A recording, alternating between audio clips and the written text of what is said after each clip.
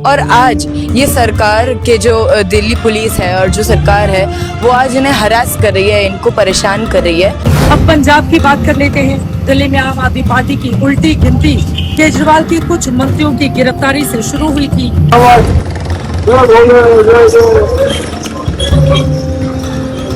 ये देखो, ये भैया कांवड़ लेने जा रहे हैं, ये देखो, और ये अंकल जी, और ये दारू पी रहे हैं, ये देखो।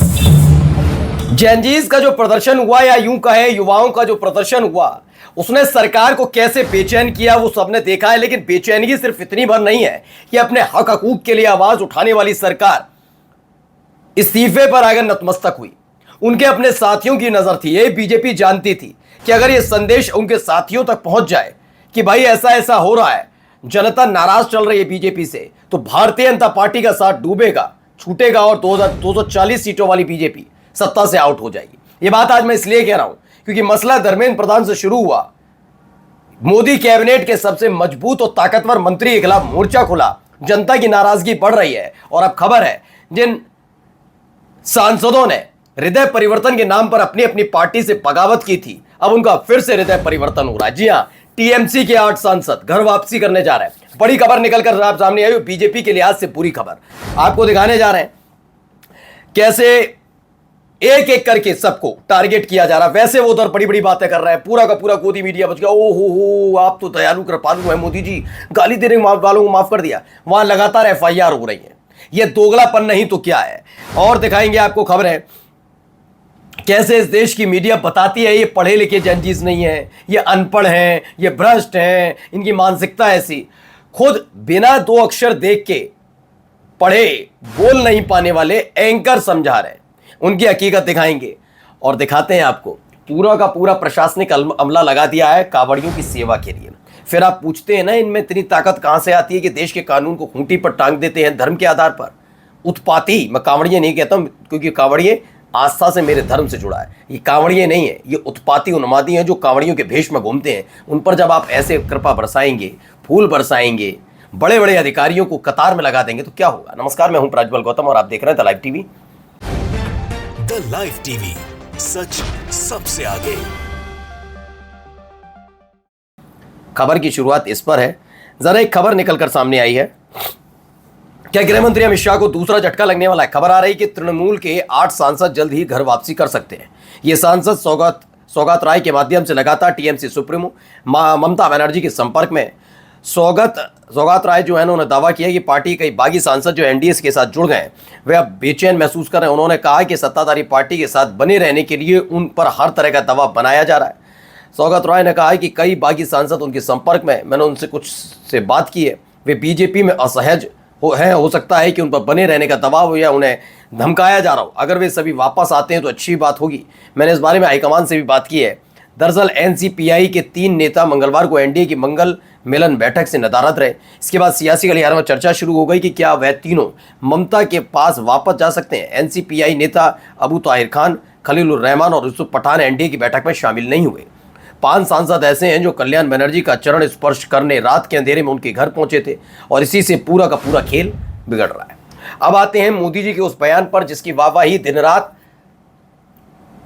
रात की गोदी मीडिया ने बहुत अलग अलग तरीके से, जिसको जैसे मिला कि मैं बहुत अच्छे हैं मोदी जी देखिए, और फिर कुछ ने तो बनाया मोदी जी तानाशाह हैं, लेकिन मतलब कहानी बना रहे हैं भाई। इतनी बता रहे हैं कि ये भी कर सकते थे। सुधीर चौधरी जैसे पत्रकार जो 14 करोड़ इस देश की जनता के टैक्स पेयर का तनख्वाह के तौर पर लेते हैं, वो बता रहे हैं कि अगर तानाशाह होते मोदी जी तो डंडे से भी फटकार। वाह। फिर एक जगह उन्होंने दिया कि ऐसे जो गालीबाज टाइप के हैं या ये जनजीज है, इनका अकाउंट डिलीट कर दो। मैं कहता हूं सबसे पहले इसकी पत्रकारिता की डिग्री जला दो साहब, इसकी पत्रकारिता डिग्री जलाओ। ये काय बात का पत्रकार है। ये सोचिए, उन्मादी, उत्पाती और ऐसे एक्शन के लिए उकसा रहा है लोगों को। ये उकसावा नहीं है कि सरकार से कहा जा रहा है इनकी कर दीजिए, इसकी डिग्री जला दो। फिर डिग्री भी जला दोगे तो क्या हो जाएगा, फर्क तो इस पर पड़ने वाला नहीं। खैर, मैं ये बात इसलिए उठा रहा हूं क्योंकि देखिए, शाह पर विवादित टिप्पणी मामले में पुलिस ने दर्ज की 0 एफआईआर। कहा क्या, केंद्रीय गृह मंत्री अमित शाह पर आपत्तिजनक टिप्पणी के मामले में लद्दाख पुलिस ने एक सोशल मीडिया इन्फ्लुएंसर के खिलाफ दर्ज की 0 एफआईआर। आरोप है कि इन्फ्लुएंसर योगेश परमार, कोई जलालुद्दीन, कोई उमर खालिद, ये नहीं है, योगेश परमार ने फेसबुक पर एक वीडियो शेयर किया था जिसमें उन्होंने शाह के खिलाफ आपत्तिजनक टिप्पणी की थी। उसके बाद 0 FIR और उसके बाद जो होगा पता है। बाबू बात लगेगी कनाट प्लेस में दिल्ली के अंदर गंदी गंदी गालियों के साथ उत्पातियों का गुट नहीं गैंग घूम रहा है, उस पर कोई फर्क नहीं। अब जरा सुनिए जुनैद ने क्या कहा। हमारे साथ जुनैद भाई हैं जिन्होंने पूरे आंदोलन में हमारा सभी बच्चों का जो जंतर मंतर पे थे उनका ख्याल रखा, उनको समय समय पे पानी दिया, समय समय पे खाना दिया।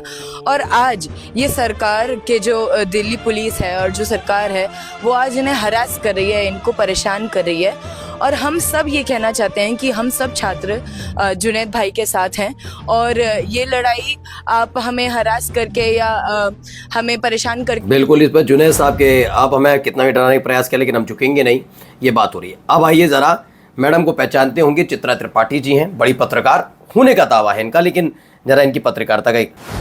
अब पंजाब की बात कर लेते हैं। दिल्ली में आम आदमी पार्टी की उल्टी गिनती केजरीवाल के कुछ मंत्रियों की गिरफ्तारी से शुरू हुई थी। क्या वही योग अब पंजाब में भी बन रहा है?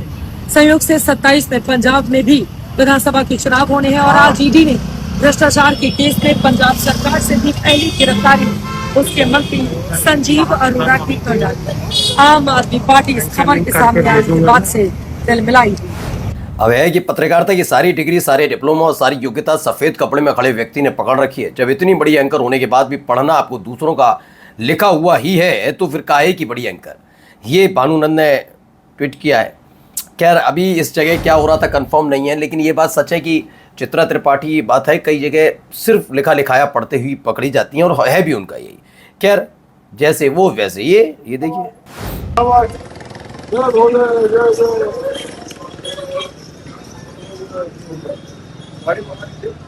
तो मेरठ के एडीजी भानु भास्कर मुजफ्फरनगर में कांवड़ियों पर फूल बरसा रहे हैं। भानु भास्कर उसी मेरठ जोन के अधिकारी हैं, एडीजी हैं जिस मेरठ के एसएसपी ने ईद के दौरान मस्जिद के बाहर नमाज अदा करने पर न सिर्फ FIR बल्कि मुसलमानों के पासपोर्ट जब्त करने का आदेश दिया था।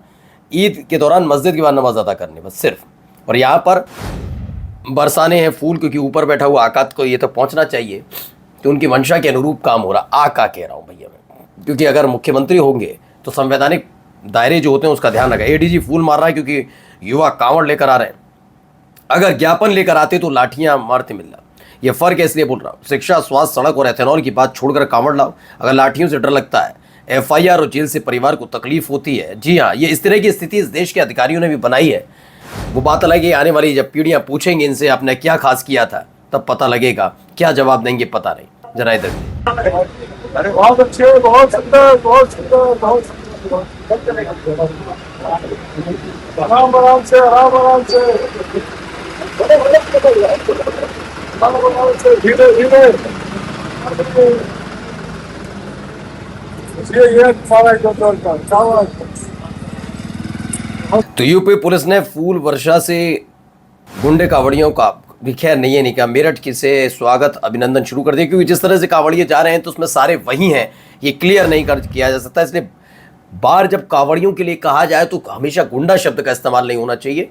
मैं बार बार कहता हूं कि उनके भेष में कई उन्मादी उत्पाती घुसे हुए हैं। आप कांवड़ का मतलब क्या है, कांवड़िए क्या है?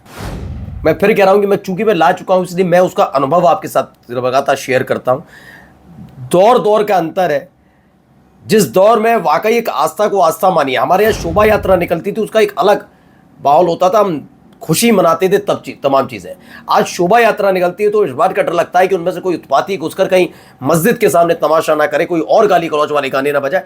ये स्थितियां ये सरकार की बर्दाश्ती से आती हैं। ऐसे नहीं होता कि किसी का मन मर्जी हो जाएगी। अब देखिए ये भी एक्टिविटी होती हुई नजर आती है। ये देखो ये भैया कांवड़ लेने जा रहे हैं, ये देखो, और ये अंकल जी, और ये दारू पी रहे हैं, ये देखो, ये देखो, ये देखो, मुंह छुपा रहे हैं, मुंह क्यों छुपा रहे हो? पियो ना, पियो ना भैया, ये देखो। तो कांवड़ यात्रा के दौरान ये सब हो रहा है और होता भी है, ये अमूमन होता रहा है। बुलंदशहर में इंस्पेक्टर नीरज मलिक सहित 7 पुलिसकर्मियों पर रंगदारी मांगने की FIR दर्ज हुई। आरोपी के दुकानदार सलमान को पुलिस ने उठाया। 20 लाख रुपए देने पर ही छोड़ने की बात कही, वरना एनकाउंटर करने की धमकी दी।